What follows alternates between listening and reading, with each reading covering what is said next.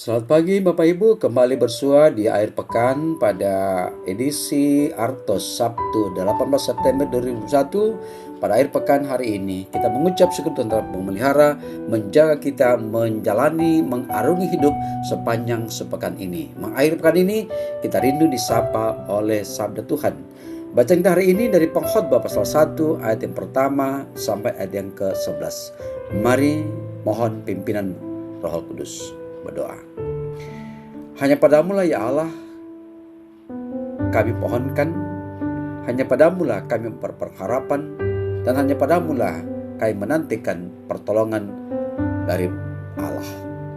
Kami rindu untuk mendalami dan disapa sabdamu. Bersabdalah, kami telah sedia mendengar.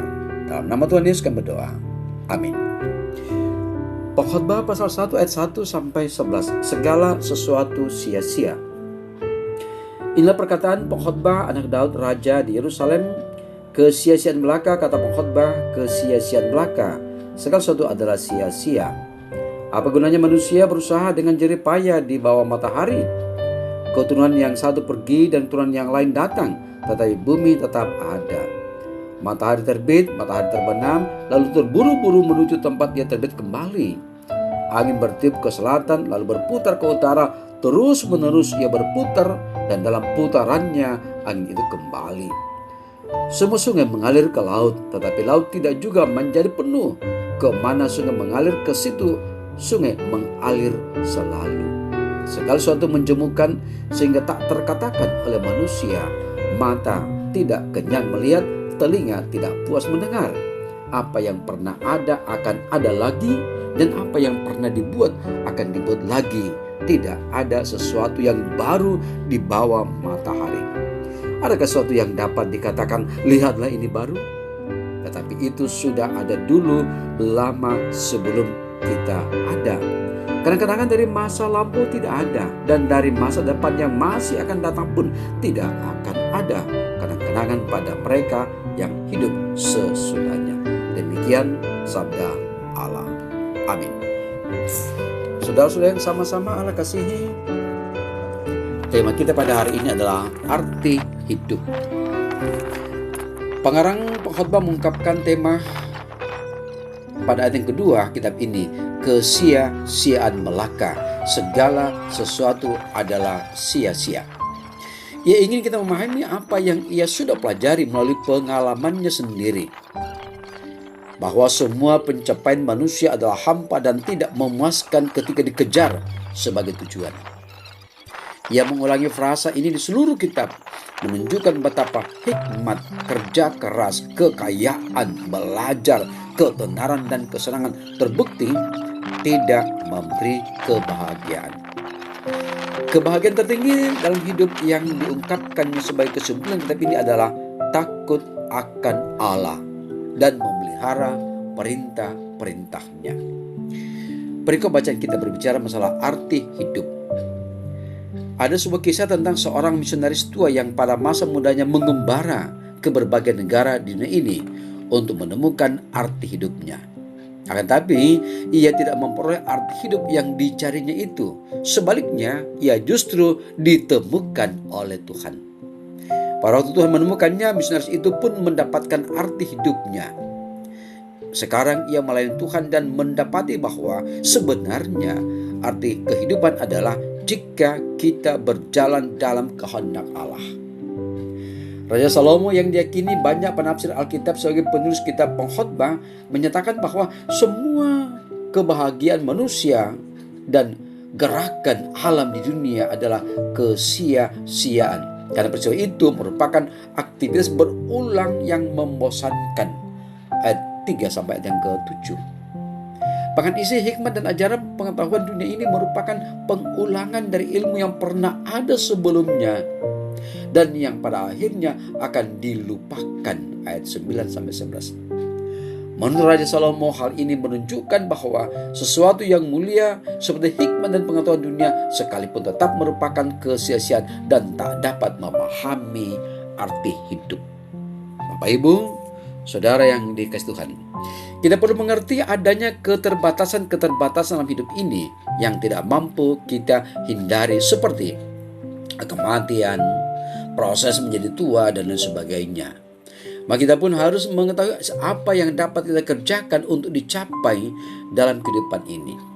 Kita mungkin beranggapan bahwa kesuksesan, kekayaan, kesehatan, paras cantik, tampan, kepintaran, dan ketenaran dapat memberi kita kebahagiaan dan kepuasan dalam hidup ini.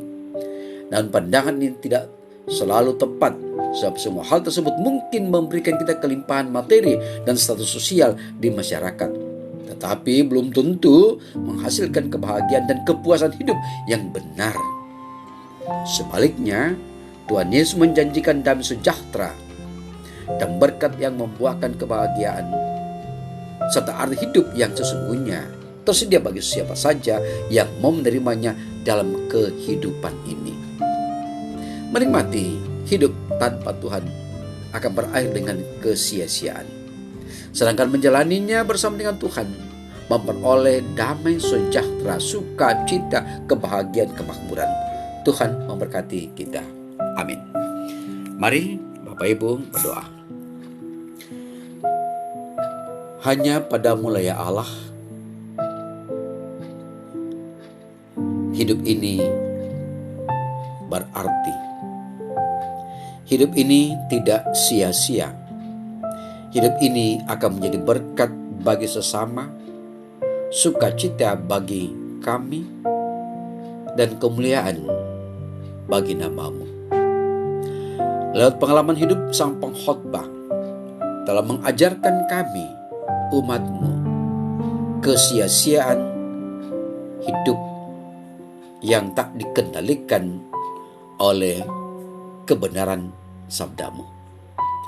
Kiranya lewat pengalaman sang pengkhotbah yang tersampaikan kepada kami pada pagi hari ini, pekan ini, kami pun akan termakna hidup ini, bahwa apa yang kami cari di dunia ini, apa yang kami usahakan di dunia ini, apa yang kami kejar di dunia ini yang semata-mata bersifat apa yang dapat dirasakan, apa yang dapat dilihat, apa yang dapat diraba, sifatnya sementara. Kebahagiaan yang hakiki ada di dalam Tuhan lewat kesetiaan, mendekatkan diri, dan berjalan sesuai kehendak Bapa. Bapa juga berkati umat-Mu, berkati kaum keluarga, berkati kaum anggota kerukunan, bahkan di mana umat Allah berada di masyarakat, sehingga senantiasa bersama-sama kami mencari hikmat yang daripada-Mu lah, sehingga hidup ini punya arti. Kami menatap diri di hadapan-Mu bahwa kami tak mampu di luar Engkau. Engkau yang memampukan kami dan memberi makna hidup ini, baik bagi kami, bagi sesama, bagi lingkungan, untuk kemuliaan Allah. Bapak juga kami berdoa untuk umat Tuhan, mas gereja yang mempersiapkan diri untuk pelayanan esok hari Minggu. Semua akan mengambil bahagian, bahkan umat Tuhan yang akan datang, dan mengikuti protokol kesehatan yang ada. Beri hikmat bagi kami masing-masing untuk tetap setia dalam beribadah dan pula menjaga protokol kesehatan untuk memotong mata rantai pandemi COVID-19 ini.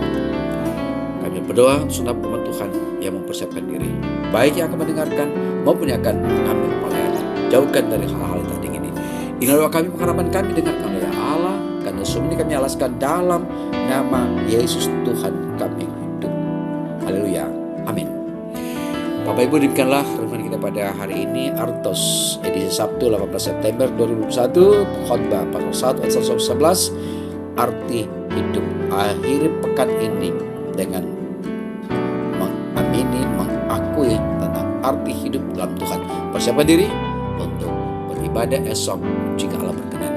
Selamat pagi, salam sejahtera, tetap jaga protokol kesehatan dengan memakai masker, menjaga jarak, mencuci tangan, dan mengurangi kerumunan serta mengurangi mobilisasi.